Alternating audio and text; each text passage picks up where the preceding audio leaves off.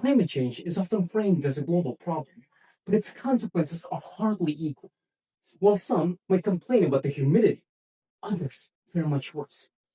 Just last month, our brothers and sisters suffered tremendously from a catastrophic flood in Sumatra. Over 1,000 people have died, and many more are still missing. To some, climate change is an abstract future risk, but for others, it's a daily fight for survival.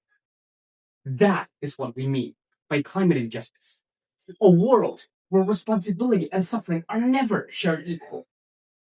Most of the world's highest emitting countries built their prosperity on decades of carbon intensive growth, while Indonesia and other developing nations, on the other hand, emit largely in the process of survival to feed its people. Yet, we bear a disproportionate amount of climate disasters. Hi everyone, I'm Fendy and I'm one of the founding members of Fearless Creative Community, a UNESCO-backed initiative focused on the mental health and well-being of youth in Indonesia. I've been fighting for climate awareness ever since high school, when I first spoke about it in a citywide speech competition, and more recently when I placed second on my campus's Hope Prize competition in 2023, tackling sustainable tourism in the Biak Numfor Regency of Papua, where the effects of climate change isn't just theoretical, they're lived realities. And through every experience, one truth has become clear to me. We don't have a waste problem. We have a wasted opportunity problem. One that places an unimaginable burden on Indonesia and other developing nations in the fight against climate change. With over 40 million farmers working from dawn to dusk, Indonesia feeds not just its people, but the whole Southeast Asian region. Indonesia's farmers are the backbone of the Southeast Asian agricultural engine, producing the rice we eat, the coffee we drink, and the very lifeblood that sustains us. However, that comes at a cost of producing over 100 million tons of agricultural waste annually, the largest in the whole Southeast Asian region. 100 million tons.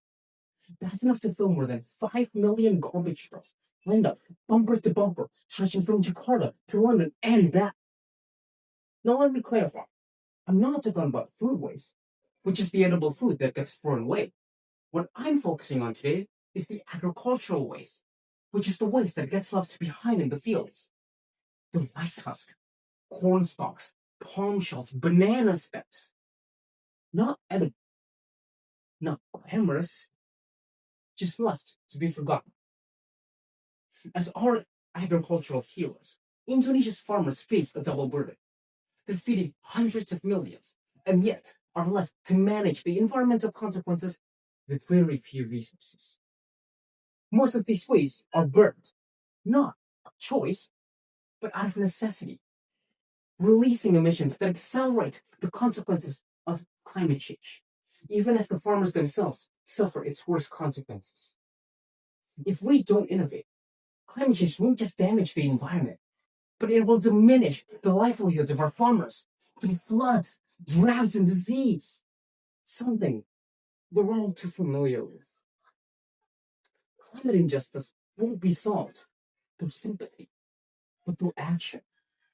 So let me introduce to you Project Tribute, the trench-based biochar for rural youth empowerment. This is not a tech innovation. It's a people-powered model. Project Tribute trains rural youth teams from vocational schools and Karang Taruna groups. They'll be mentored in short boot camps by agricultural experts. They'll learn how to build trench pits, dry agri-waste, and produce biochar.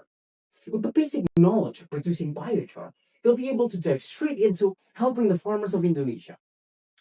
They won't just burn the waste. They use a method called pyrolysis, heating the waste in a low oxygen environment. This prevents dust from turning to ash, and instead creates a stable carbon-rich material called biochar, an environmentally friendly fertilizer that enriches the soil and traps the carbon beneath the ground. For every kilo they help produce, they earn community points, redeemable for school credits, groceries, or mobile data. Instead of watching the waste burn, we empower the youth to take action. Instead of importing fertilizer, we build resilience from what's already beneath our feet. The science is proven. Indonesia does not have to wait for the world's top polluters to take lead. Through grassroots initiatives like Project Tribune, Indonesia can redefine what climate justice looks like on the international stage. Project Tribute trains rural youth teams to help the local farmers build their own biochar. They will take small steps that will add up to become the sharpest weapon we have against climate change. Helping our agricultural heroes, the farmers, turn their waste into environmentally friendly fertilizers. One pit at a time, one village at a time. These youth groups will receive incentives like scholarships or microgrants, turning climate action into a sustainable economic opportunity for the local communities. In India, mobile pyrolysis has reduced pollution and increased crop yields by 20%. In Aceh, the BRIN has proven that palm oil waste can be turned into high quality biochar. The science is there, ladies and gentlemen. The gap is in the scale of implementation. Indonesia's future doesn't have to come from billion-dollar tech ideas or foreign aid. It can rise from the trench pits filled with the rice husk and banana stacks lit by the hands of the rural youths who actually live with farmers, who were raised by farmers. We already have the waste. We already have the science. Let us not waste any more opportunity to change. Let's turn what we once burned into something that helps us grow and free our children from the shackles of climate change. Because change starts with the youth, change starts with you. My name is Fendi Octaviano. Thank you.